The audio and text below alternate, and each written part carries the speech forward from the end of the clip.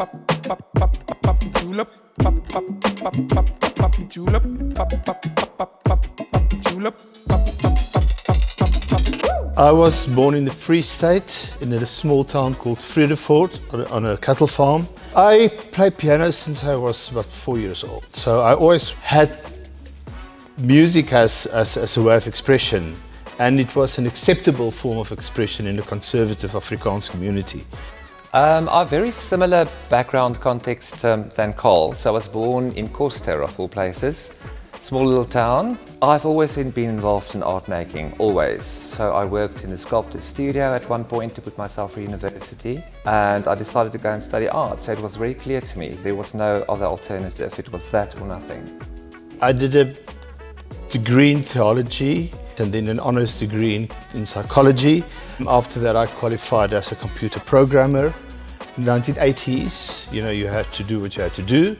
When I changed career, my tools were digital. It was an unknown art form, and that was the tools I knew. I was not a painter.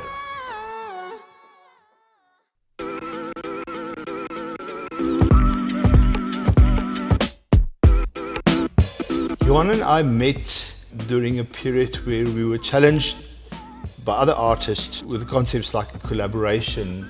In 2015 we went to the Venice Biennale. We saw a lot of collaboratives during that trip working together, and we decided to actually combine our skills. Johan would present me with some photographs that he took in Rome and ask me, what can we do with this?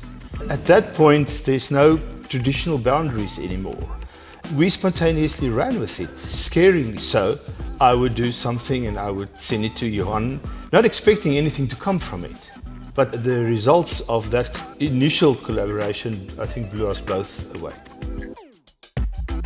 We sort of both shared the same kind of aesthetic and same approach to art making. We loved the Baroque, we liked drama, we liked craftsmanship, innovation. We created one identity, AD Reflex, and it's about two artists, one mind, one application.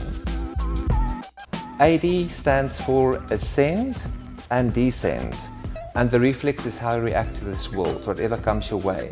We get multiple inspiration from different things, from recycling to the work of Francis Bacon to the painting of Caravaggio. We're also friends. We like the same things. We discuss movies, we discuss music, life, travels, cuisine. So we've got a lot in common. We celebrate life.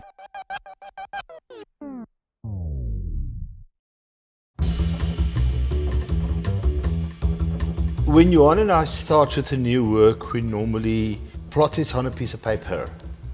We conceptualize, we talk about the subject matter, the idea, the size, more or less where we want to go with the work. Then we would start with certain inspirational reference material. It has a total organic life for us. We jump from something from the 14th century to the 21st century and play with all the possibilities in between. It always works like a stage on the digital side. And we start building a scene which has the potential to morph into a three-dimensional scene with different characters, certain elements drawn, certain elements sketched, certain elements part of photographs, until we have an identity. We would at that point embed real oil paint marks that we photographed and transform into digital format before the work goes into a print production.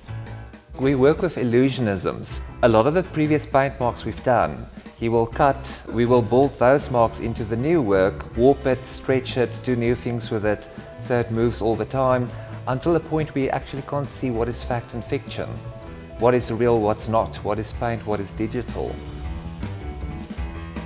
A working session sometimes might result, Johan, for example, comes to work with me on a Friday.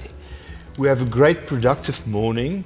Johan brought some fresh truffles or something from Pretoria, and it results into a cooking session. So we'll cook our own lunch and we'll open a bottle of wine and continue working. There's like a wrongful assumption that if you are maybe very organized, as we are, we're both Scorpios by the way, so that helps, we're extremely organized, but we also know how to have fun. The painting act for me becomes like meditation. So you do tap into the fun side, the experimental side, the innovation side, and then I've got the ability, thankfully, to stand back and to become intellectual about it. Carl will bring something new digitally, and then I have to return the favour painterly with something inventive from my side. It will soon morph into something else, and then it becomes very expressive, where the paint sometimes becomes 3-4 centimeters thick, and just apply it. And in order to do that, you need to be in the moment, you need to be present, you need to have no self-doubt, because it will come through. So it's experimentation. I also would like to add there that over the years, Johan has acquired the skill. Yes. So it's not just a laissez-faire event or execution, it's a skillful execution. I remember the first day he had to paint on Perspex, and it was a small area, but there's no turning back. And over the years he really has fine-tuned that skill. We disagree on maybe small things, I would say 5%, but 95% of the time we don't even have to talk about something. We have Bluetooth, we call it Bluetooth. To be realistic, sometimes we go back and think about something. I think for both of us, because we're not perfect. I might sometimes present something or suggest something, or Johan might sometimes make marks or suggest something, and I would go quiet, go back and reconsider, and I think Johan sometimes does the same. But then we come to a good understanding. And normally he realizes that he's wrong, and then life is better.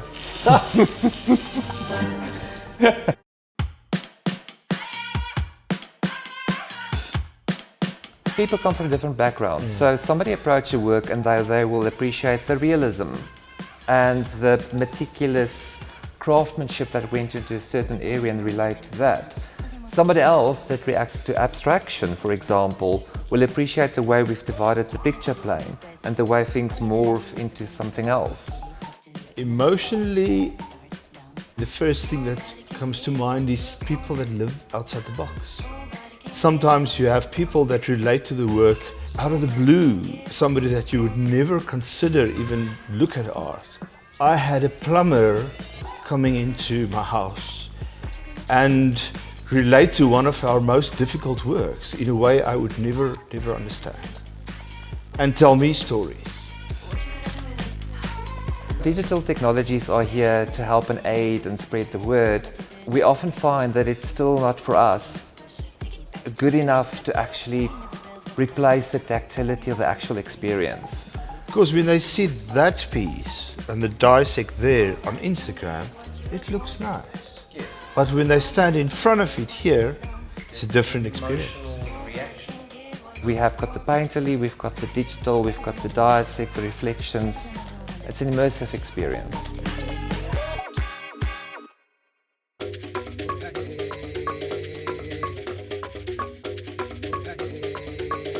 South Africa is in your blood. I love the energy, I love the possibilities. The raw energy, the honesty. I think South Africa makes you tough. To survive in South Africa, you've got to have resilience. And I'm very happy that South Africa gave me that. People are expressive. People are not scared to voice their opinion. The colors, the textures, and the wine.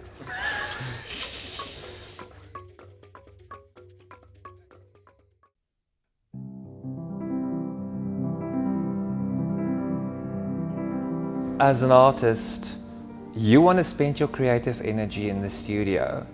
You need to know that there's somebody having your back, doing the work of finding new clients. Otherwise, you're wasting all your time with something that you're not equipped to deal with. There's the whole cycle of art making. We make art, we present art. It has to be appreciated somewhere. Somebody has to have it. It's not just about making money or becoming famous. It's a full circle. And we need a gallery to complete that circle. A gallery is a very strong part of that cycle. One of the reasons why we joined Archive is we didn't fit the box.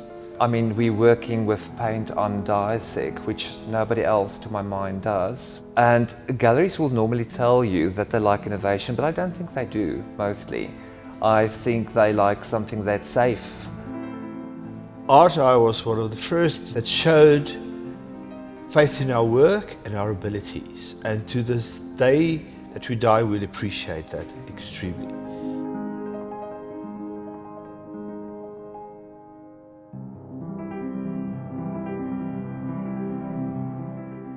Jan van Eyck, the Ghent altar piece. The moment I was in front of it, I knew it's the closest thing to divinity or perfection that you can find. It was done in 1430. It took them 4 or 5 years, him and his brother, to actually complete the work. Every square centimeter on that panel, and it's about 3 by 4 meters, is utter perfection, done with love, done with dedication, craftsmanship way beyond their years. He's the father of painting, oil painting in specific. That to me is just the unrivaled, most beautiful thing on planet Earth.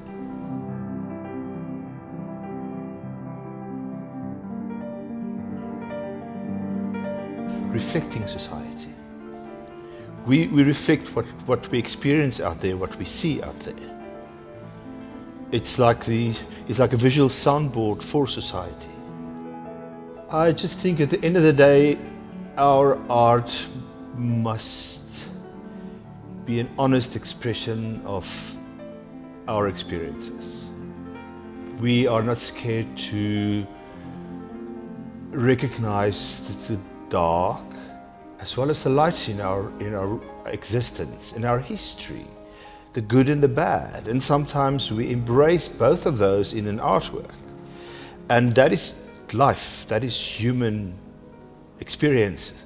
And at the end of the day, even once we're not there anymore, I would hope people will still be able to be engaged in front of an artwork for hours and still see a little bit of their own life, their own experiences in there.